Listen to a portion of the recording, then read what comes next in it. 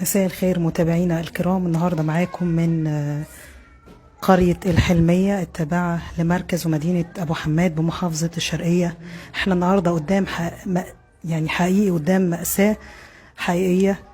طفلة عمرها 12 سنة النهارده ولدت ولادة قيصرية، والفاجعة والمصيبة الكبرى إن الطفلة دي ولدت طفلتها اللي هي حملت فيها من أبوها اللي هو المفروض إن هو يكون السند والظهر والحمى وحامي العرض.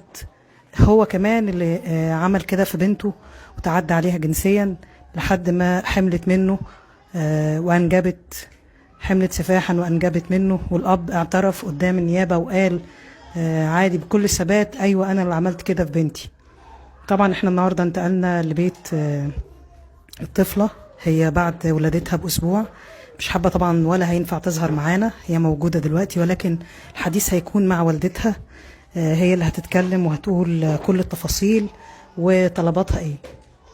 احنا مش عارفين يعني نقول لك ايه بصراحة. انت يعني في حالة يرثى لها واحنا قلبنا معاكي، وربنا يصبرك على اللي انت فيه. عايزين نتعرف بقى على التفاصيل، عرفتي ازاي الموضوع ده ووصلتي لحد فين؟ عرفينا بيه. أنا اسمي نهى عبد السلام من الحلمية مركز أبو حماد شرقية. أنا يعني اكتشفت الموضوع ده في يوم 19/3 بالظبط، شهر 3 اللي فات. اكتشفت إن بنتي حامل من أبوها 4 شهور ونص، عن طريق دكتور مسالك بولية، لأن بنتي كانت بتعاني من اضطرابات نفسية، طبعا عندها تبول لا إرادي بسبب برضو سوء معاملة الأب ليها. فطبعا أنا لما خدتها اكشف عليها الدكتور فاجئني انها حامل 4 شهور ونص. طبعا حولني بقى لدكتور صاحبه عن طريق التواصل معاه على التليفون، دكتور امراض نساء. دكتور امراض النساء اكد لي نفس الكلام. طيب انت عرفتي بعد الحمل بفتره قد ايه؟ 4 شهور ونص. كنت فين خلال الفتره دي؟ انا كنت مريضه، كنت حجزت فتره في مستشفى الجامعه عندنا هنا في الزقازيق شهر ونص، وبقيت الايام رجعت على بيت والدتي. طيب كان يعني دلوقتي هي عمرها كام سنه؟ 12 سنه. بنت عمرها 12 سنه. ايوه. كان معاملته ايه معاها قبل كده؟ كان بيعاملها معامله يعني ساعات مش كويس بصراحه. يعني هو كان اب حنين. انت عندك ولاد تانيين غير البنت؟ عندي ولدين. ولدين؟ قد ايه، اكبر ولا اصغر؟ اصغر. بيعاملكوا ازاي يعني؟ هو كان بيعامل الولاد معامله وبيعاملها هي معامله تانية خالص. كان بيعاملها هي وحشه، معامله وحشه غير معامله الولاد. عمرك شفتيه بيتحرش بيها او بيمد ايده او بيلطفها او حاجه؟ لا، ما كانش بيعمل كده. لا. طب هو سلوكه ايه في الشارع مع الستات مثلا؟ طبيعي جدا عادي. ما بيعملش مثلا، ما فيش اي تجاوزات منه؟ لا. لكن انت اتفاجئتي بالوضع ده مع بنتك؟ اتفاجئت بيه فعلا. طيب انت سبتي البيت فتره قد ايه؟ والله انا سبت البيت من حوالي يعني مش فاكره تقريبا، بس يعني انا اول ما تعبت عملت عمليه ورجعت البيت عنده، ورجعت هو طرد والدتي من البيت، وجيت انا اروح اغير للدكتور وحصلت خلافات وكده، ورجعت على بيت اهلي. يعني انا يعني لما رجعت رحت اغير، هو ما مشيش ورايا ولا سأل ولا كده، واخويا خدني غير لي على الجرح وكده، ورجعت قال لي هتروحي على فين؟ قلت له لا وديني عند بيت والدتك. قعدت عند بيت والدتي 3 ايام بالظبط، وبعد كده اتحولت على مستشفى الجامعه. وبعد ما خرجت من المستشفى بشهر هي جات لي واكتشفت الموضوع. هي قعدت لوحدها معاه فتره قد ايه؟ والله هي الفتره اللي انا سبتها وانا تعبان. ولما جيتي بقى يعني عشتي معاها بعد الاعتداء عليها، يعني عشتي معاها فتره قد ايه بقى؟ كنت بتلاحظي عليها تغيرات يعني جسمها وكده؟ هي ما كانتش قاعده معايا، هي كانت قاعده معاه. هي جايه 4 شهور حمل دول كانت معايا. انت اكتشفتي على طول؟ ده هي جات لي بالصدفه، يعني هي جايه لي زياره.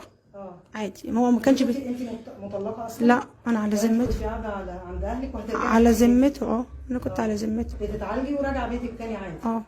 اتفاجئت بقى بالمصيبه دي. ان هي حامل.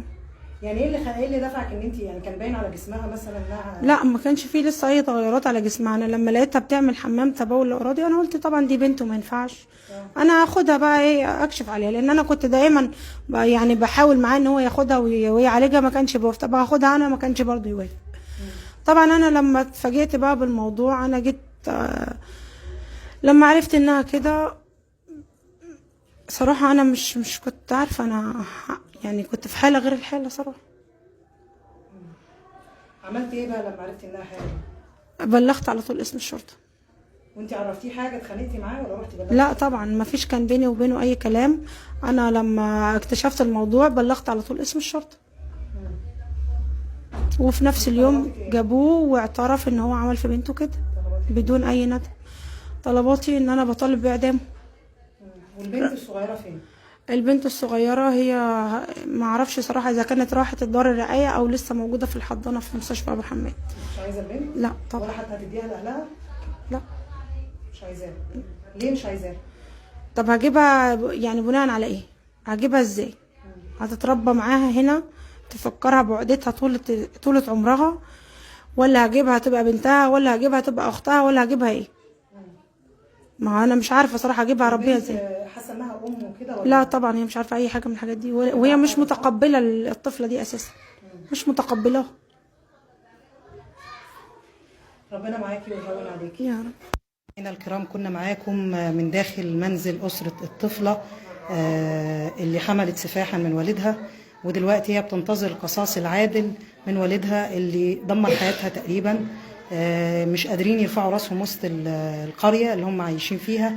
البنت مستقبلها اتدمر وحالتها النفسية ساءت جدا، وهي نايمة دلوقتي رافضة تروح المدرسة، رافضة تاكل تشرب، لحد يعني حالتها يرثى لها. والأم كمان بندعي ربنا ان هو يصبرهم ويهون عليهم المرحله الاليمه اللي هم فيها، وتتجاوزها البنت والام والاولاد كمان، لان ده وضع صعب جدا.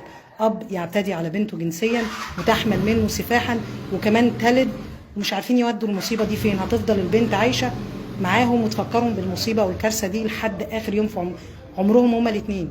فكان الام قرارها وانا معاه ان هو قرار حكيم، اودعتها في دار رعايه علشان تبعد الألم شوية أو تخفف عن بنتها شوية.